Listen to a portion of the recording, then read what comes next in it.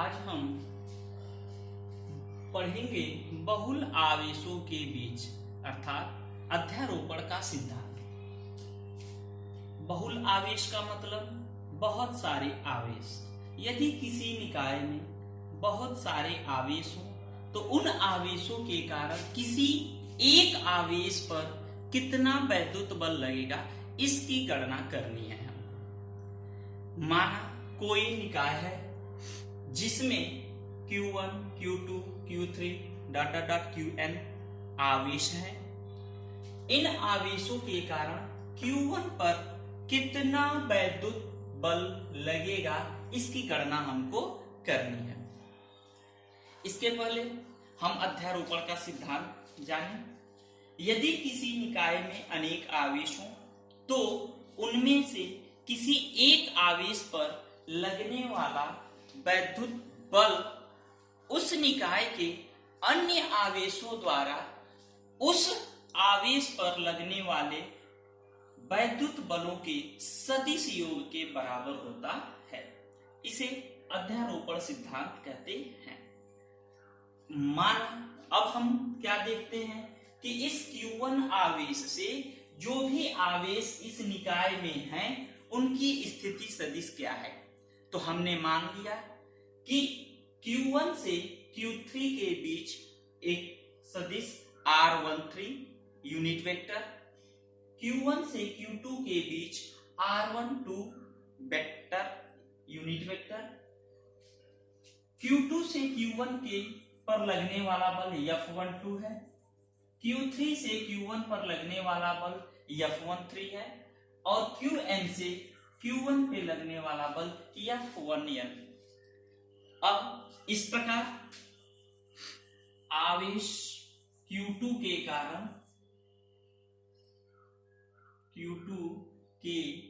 कारण आवेश Q1 पर लगने वाला बल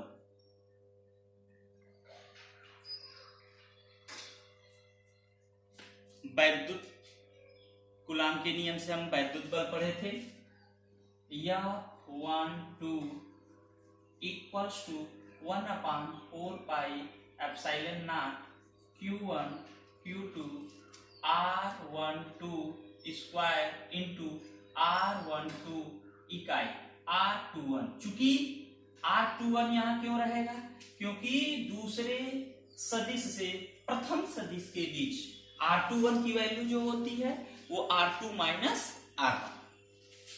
इसी प्रकार आवेश Q3 के कारण आवेश Q1 पर लगने वाला बल F13 equal to 1/4πε0 Q1 Q3 R13 का स्क्वायर R31। अन्य आवेशों के कारण भी ऐसे ही बल कैलकुलेट कर लेंगे। अब आवेश Qn के कारण आवेश Q1 पर लगने वाला वैद्युत बल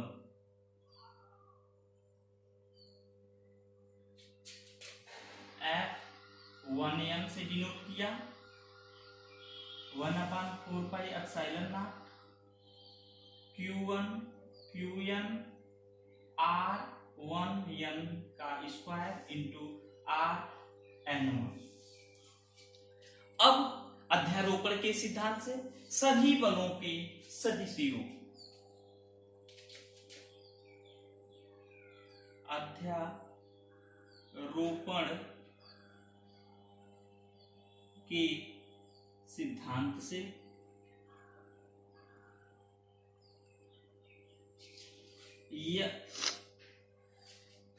सभी आवेशों द्वारा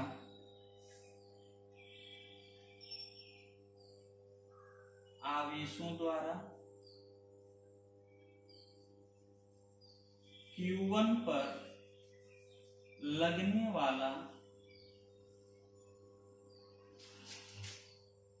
नेट बल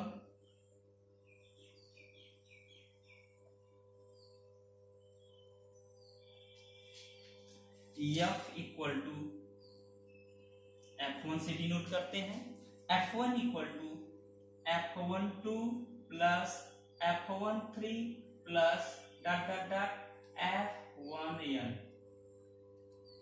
वेक्टर क्वांटिटी। अब सभी के मान रखेंगे तो अब चूंकि 1/4 pi epsilon naught 1/4 pi epsilon सब में कॉमन है, तो ये हो जाएगा F1 vector equal to 1/4 pi epsilon naught common हो गया, बचा पहले आवेश के लिए Q1 Q2 upon R12 R21 plus Q1 Q3 R13 R31 plus Q1 Qn upon R1n का स्क्वायर Rn1। तो इस प्रकार से हमने ये आवेश Q1 पर लगने वाले सभी आवेशों द्वारा नेट वैद्युत बल कैलकुलेट कर। अब हम बहुल आवेशों के कारण लगने वाले बल पर आधारित एक प्रश्न करेंगे हल, जिससे स्पष्ट हो जाए। हमारे पास एक समबाहु त्रिभुज ABC दिया गया है जिसकी भुजा L है, इसके केंद्र O पर एक आवेश कैपिटल Q है जो समबाहु त्रिभुज के शीर्षों पर स्थित आवेश के सजाती है। केंद्रक O पर हमें वैद्युत बल कैलकुलेट करना है। हम कूलाम के नियम से सॉल्व करेंगे। हम जानते हैं कूलाम का नियम F vector equal to F vector equal to 1/4 pi epsilon naught Q1 Q2 upon R square. ये हमारा फार्मूला। अब इस फार्मूले की सहायता से सॉल्व करेंगे। तो आवेश Q1 के कारण आवेश Q पर लगने वाला बल अगर F1 है, चूंकि ये दोनों सजातीय हैं अतः इनके बीच प्रतिकर्षण बल लगेगा। इसी प्रकार आवेश Q2 के कारण Q1 पे लगने वाला बल F2 जिसकी दिशा BO होगी। आवेश Q3 के कारण लगने वाला बल F3 जिसकी दिशा F1 F2 F3। आवेश Q1 के कारण Q पर लगने वाला बल F1 equal to 1/4 pi epsilon naught Q1 into Q2 की जगह पे ये Q आवेश अपान डिस्टेंस AO का स्क्वायर, और बल की जो दिशा होगी वो AO की दिशा में। हमें AO कैलकुलेट करना है। अब हम जानते हैं कि समबाहु त्रिभुज में त्रिभुज डाले गए शीर्षलंब एक दूसरे को, ये हमारा केंद्रक O होता है, तो जो डाले गए शीर्षलंब आधार से 1/3 और शीर्ष से 2/3 होता है, अर्थात AO इक्वल टू 2/3 और ये अगर हमारी माध्यिका एडी है, शीर्षलंब एडी है तो ये एडी, तो एओ का मान 2/3 एडी। अब एडी कैलकुलेट करना है, तो एडी की वैल्यू कैलकुलेट करने के लिए हम देखते हैं कि यह जो एडी है, त्रिभुज एडीसी, समबाहु त्रिभुज के सभी कोण 60-60 होते हैं, तो ये टोटल 60 हो गया। लेकिन जब इसमें आधे की बात करेंगे तो ये 30 हो जाएगा और ये हमारा 90। तो ये एडीसी एक समकोण त्रिभुज बना, जिसमें एडी अगर हमें कैलकुलेट करना है तो sine 60 degree equal to AD upon AC. Sine 60 की value √3/2 equals to AD upon L. तो AD equal to √3/2 into L. तो ये एडी का मान हो गया। तो एओ बराबर AO equal to 2/3 into √3/2 into L. 2 से 2 कट जाएगा, वैल्यू आ जाएगी 1/√3l। तो यहां हम एओ का वैल्यू रखेंगे, तो 1/4πε0 इंटू क्यू इंटू क्यू। क्यों? क्योंकि Q1 की वैल्यू Q है 1/√3l। ये वर्क करेंगे, ऊपर चला गया 3/4πε0 इंटू Q/L², जिसकी दिशा AO की दिशा में। आवेश Q2 के कारण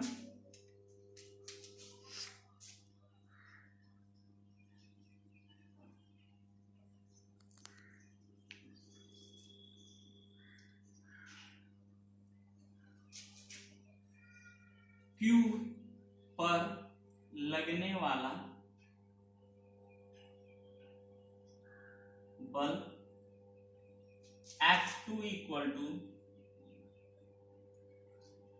same condition 3πε0 Q into Q/L²।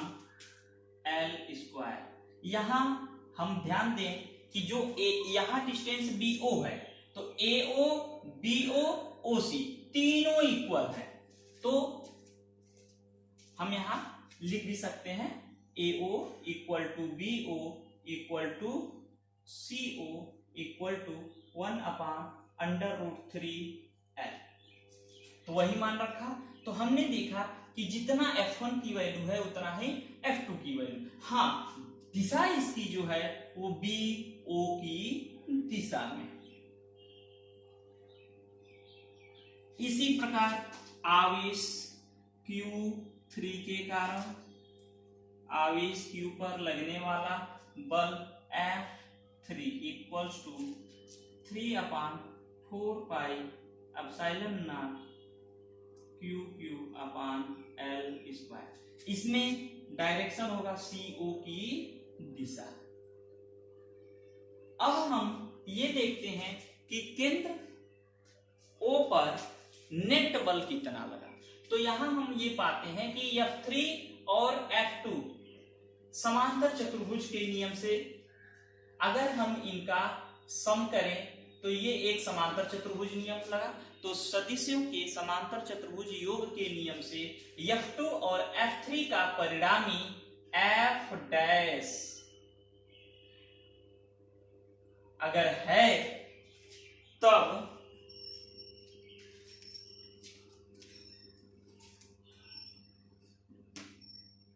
केंद्र O पर नेट वैद्युत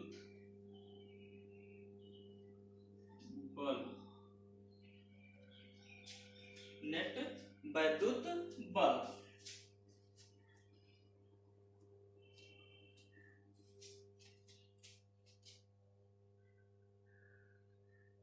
F equal to F1 plus F2 plus F3 F1 की वैल्यू रखेंगे F1 प्लस, अब ये F2 वेक्टर, F3 वेक्टर, ये सभी vector quantity,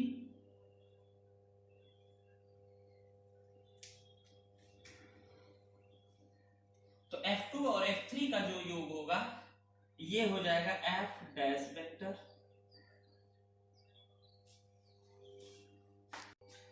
F1 vector plus F dash vector.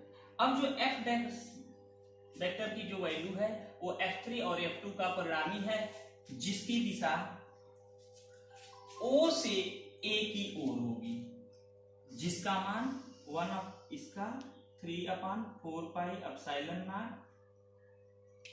Into Q अपान L square plus ये जो बल है ये A से O की दिशा में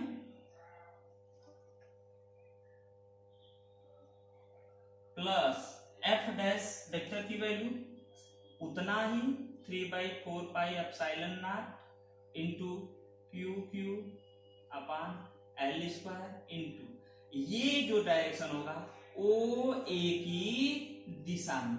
चूंकि पारिमाणिक मान F डैश और F1 का पारिमाणिक मान परिमाण में बराबर है, दिशा में भिन्न है, अतः इनका जो परिणामी होगा वो शून्य, अर्थात F वेक्टर इक्वल टू शून्य।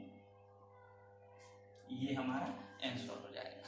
इस प्रकार हम देखते हैं कि अगर समबाहु त्रिभुज के तीनों शीर्षों पे समान आवेश हैं तो केंद्र पर लगने वाला बल शून्य आता है। अगर आपको ये समझ में आया तो इस चैनल को सब्सक्राइब करिए, लाइक कीजिए, कमेंट्स लिखिए। अगर कोई भी समस्या हो तो प्लीज कमेंट में जरूर दें ताकि उस समस्या को दूर किया जा सके।